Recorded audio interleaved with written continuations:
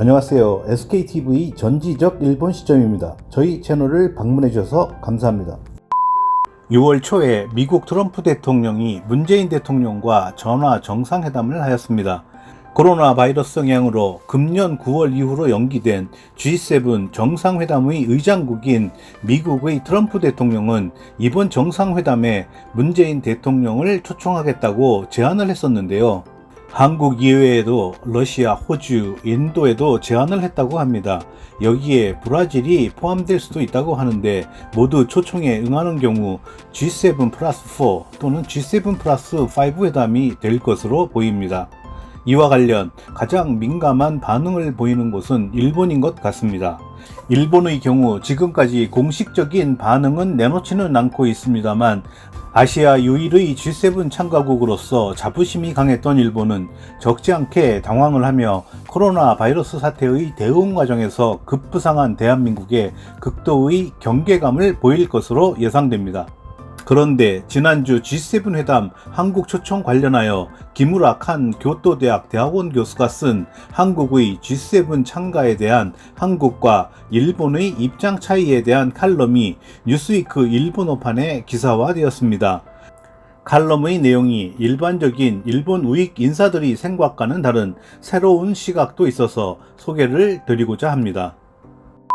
G7 순회회의는 기묘한 모임이다. 외무성의 홈페이지는 이 회의에 관하여 프랑스, 미국, 영국, 독일, 일본, 이탈리아, 캐나다의 7개국 및 유럽연합의 순회가 참가하여 매년 개최되는 국제회의라고 단조롭게 설명하고 있지만 그것은 사실 매년 열리는 이 회의는 공식적인 명칭조차 존재하지 않는 것을 의미하고 있다.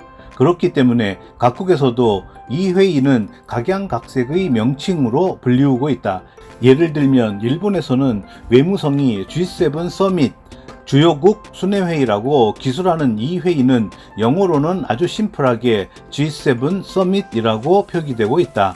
G7이라고 말하는 것은 말할 것도 없이 그룹 오브 세븐, 즉 단순히 7개국으로 구성된 그룹이기 때문에 G7 서밋이라고 하는 말에는 본래 7개국으로 구성된 그룹의 순회에 의한 회의라고 하는 의미 이상은 없는 것이 된다. 선진국 회의라고 부르는 것은 일본뿐 당연하게도 거기에는 주요국 순회회의 또는 이전에 사용되었던 주요 선진국 순회회의라고 하는 일본어의 표현이 가지고 있는 독특한 어감은 존재하지 않는다. 1975년의 제1차 정상회담은 당시의 프랑스 대통령이었던 지스카르 데스탱이 1973년의 석유 위기를 계기로 회합을 시작한 라이브러리 그룹에 속한 미국, 일본, 서독, 영국의 각국 정상을 초대하는 구상을 한 것이 시작이다. 즉, 이 4개국에 초대국인 프랑스를 추가한 G5의 정상에 의해 진행될 예정이었다. 그러나 여기에 자신들이 초대되지 않았던 것에 이탈리아가 강력히 항의한 결과 회의는 G6로 하여 진행되는 것이 되었다. 이탈리아가 항의한 이유는 명확했다. 그것은 그룹의 멤버십이 단순히 각국의 경제 규모에 의해 결정된 것이었기 때문이었다. G7의 원형이 되었던 라이브러리 그룹은 석유 위기에 대처하기 위하여 세계 경제에 영향력을 가진 냉전 하의 서방 측에 있어서 당시의 GDP 규모 상위 5개국에 의해 형성되었다. 그렇기 때문에 그 바로 아래의 6위에 위치해 있었던 이탈리아가 자신들의 머리 위에서 그어지는 성급기에 반발했다. 그리고 이 6개국에 다음에는 7위의 캐나다가 추가되어 지금의 G7의 기본 틀이 짜여진다. 그 후 1998년부터 2012년 사이에는 러시아가 추가되어 G8이 되고 회의에는 EU의 대표 등도 초대되고 있는 것은 잘 알려진 대로이다. 그러니까 이렇게 하여 형성된 G7의 틀은 때로는 국제연합의 안전보장 상임이사회 상임이사국인 미국, 러시아, 영국, 프랑스, 중국의 5개국은 안전보장 분야에 있어서의 강대국 모임이라는 것과 유사한 경제 분야에 있어서의 강대국의 모임으로서 간주되었다. 라이브러리 그룹을 구성한 미국, 일본, 독일, 영국 그리고 프랑스라고 하는 면면은 제2차 세계대전 이전의 세계 열강이라고 하는 그것과 똑같고, 그 바로 아래에 준열강이라고 할 수 있는 이탈리아가 위치하고 있는 구조도 변하지 않았다. 그리고 그것은 G7의 틀이 형성된 1970년대에는 여전히 제2차 세계대전 이전의 열강이 지배한 시대와 같은 국제사회의 구조가 크게 시정되지 않은 채로 유지되어 왔던 것을 보여주고 있다. G7의 일원인 것은 때때로 그 실체 이상으로 큰 의미를 가지게 되었다. 그리고 그것이 가장 전형적으로 나타난 것이 일본이었다.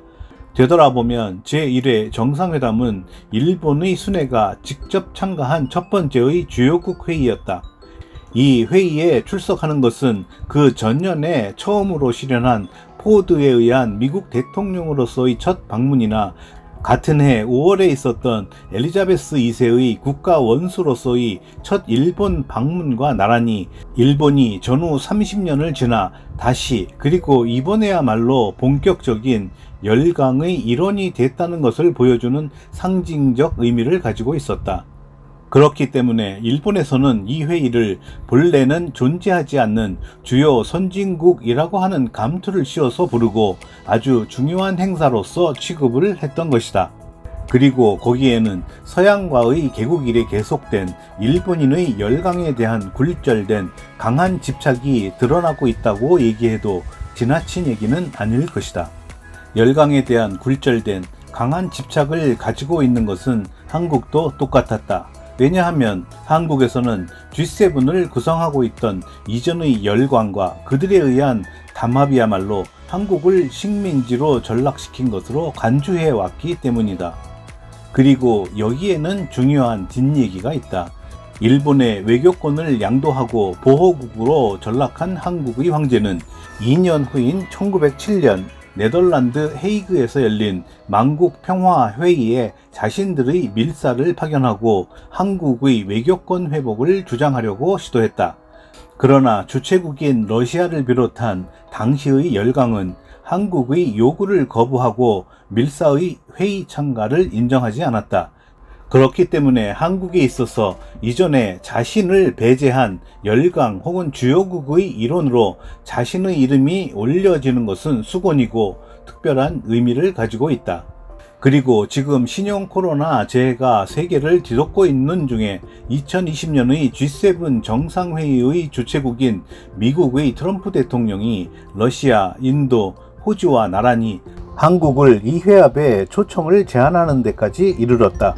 세계 12위의 한국보다 큰 GDP를 가진 9위의 브라질도 뛰어넘은 제안으로 지금까지의 한국이라면 쌍수를 들어 환영했을 터이다. 그러나 2020년 트럼프 대통령의 제안을 받은 한국에서는 복잡한 공기가 흐르고 있다. 직접적인 이유는 트럼프 대통령이 이 4개국 추가 초청을 중국 문제를 논의하기 위하여라는 것에 우려를 하고 있다. 한국에 있어서 무역의 4분의 1을 점하고 있는 중국은 필수 불가결한 중요성을 가지고 있는 경제상의 파트너이고, 그렇지 않더라도 코로나 피해로 세계 경제가 대폭으로 식어가고 있는 와중에 신바람이 나서 G7 플러스 4에 참가한 결과 중국과의 관계를 손상시켜 경제를 위기에 노출시켜서는 안 된다고 하는 것이다. 그렇다고 하더라도 지금 한국에 있어서의 복잡한 공기는 미중 대립의 문제만으로는 설명할 수 없다. 1996년에 OECD에 가입하고 2010년에 DAC 개발 원조 회의에 가입한 한국은 실은 이전 일본도 걸어왔던 옛날 선진국의 모델을 충실하게 뒤쫓아온 소수의 신흥국의 하나이고, 그렇기 때문에 G7 참가는 일본에서도 그랬던 것처럼 본래라면 그들이 옛날의 선진국, 거기다가 열강으로의 진입을 달성하기 위한 최후의 그리고 중요한 목표의 하나일 터이기 때문이다. 그러나 그 최후의 관문의 입구에서 한국은 주저하고 있다. 왜냐하면 지금 한국도 G7으로 대표되는 제국의 틀에 참가하는 것에 대한 이익과 비용을 계산하게 되었기 때문이다. 대중 관계에 있어서 트럼프 대통령의 자세에 대한 우려는 그 전형이며, 가령 G7 플러스 4에 참가하는 것이 이익보다도 큰 비용을 초래한다면 무리하면서까지 참가하는 것이 합리적이지 않다는 결론을 낼 수도 있다. 그리고 무엇보다도 중요한 것은 이전에는 충실한 선진국의 추종자였던 한국조차도 G7 제국에서 보여지는 옛날 선진국의 모습이 지향해야 하는 모델로서의 의미가 계속 퇴색되고 있는 것이다. 사실 신종 바이러스의 대책에서 전형적으로 보여지는 것처럼 정부가 개인정보를 철저하게 관리하고 이것을 통제하는 한국 사회의 모습은 G7 제국의 그것보다도 중국에 가까운 요소를 가지고 있다. 그렇다고 한다면 한국은 지금 이대로 옛날의 선진국을 모델로 하여 자신들의 발걸음을 계속할지, 아니면 신종 코로나 바이러스 대책에서 보여진 것처럼 독특하고 새로운 한국형의 모델을 모색해 나갈 것인지의 중요한 분기점에 서 있는 것으로 보인다. 그리고 그것은 한일 양국의 관계에도 긴 그림자를 드리울 것이다. 왜냐하면 여기서 한국이 후자를 선택한다면 그들의 사회는 우리들의 그것과는 훨씬 더 다른 것이 되고 상호의 이해가 어려워지게 되기 때문이다. 한국이 일본을 모델로 한 시대는 1990년대의 아시아 통화 위기와 함께 끝나고 그로부터 4반세기가 지나면서 더욱더 자신감으로 무장한 한국은 지금까지의 어떤 선진국과도 다른 독자적인 사회를 건설해 가려고 하고 있다. 그리고 그것에 있어서는 일본이 같은 방향으로 걸어가는 것은 좀처럼 어렵게 되어갈 것이다. 이웃이기 때문에 서로 이해해주고 넘어가는 시대는 끝나고, 이웃이기 때문에 타인으로서 상대하지 않으면 안 되는 시대로 한일 관계는 직면하고 있다. 어떻게 하든 상호 간에 거리를 두고 냉정하면서도 냉철하게, 그리고 합리적으로 자신의 국익을 실현해 나갈 수 있을 때 한일 양국에 있어서의 열광과 식민지라는 관계는 정말로 끝나게 되는 것인지도 모른다. 김우라 교수의 주장은 일견 맞기도 하고 또 일견 맞지 않는 것도 있는 것 같습니다. 그렇지만 그 중에는 충분히 음미할 만한 내용도 있다고 생각합니다. 여러분은 어떻게 생각하시는지요? 이번 코로나 사태를 거치면서 구미 선진국을 모델로 우리가 목표를 삼고 쫓아왔던 것은 구시대의 환상이었으며 잘못된 목표라는 것을 절실히 느꼈다고 생각합니다. 우리나라는 일본과는 다르게 서방 선진국들을 무조건 모방만 해온 것이 아니라 서방 선진국과 우리나라의 장단점을 취사 선택하여 우리나라만의 독특한 사회, 문화를 만들어 오지 않았나 생각해 봅니다. 굳이 우리나라가 서방 선진국들이 자의적으로 운영을 해온 구시대의 유물이며 허상인 G7이든 앞으로 개편되어 G11이나 G12가 되든 참가 여부에 일희일비하지 말고 다가올 포스트 코로나 시대를 맞이하여 지금까지 해왔던 것처럼 우리의 길을 뚜벅뚜벅 가면 될 것 같습니다. 감사합니다. 이상 끝까지 시청해 주셔서 감사합니다. 좋았다면 구독과 좋아요 그리고 댓글을 부탁드립니다.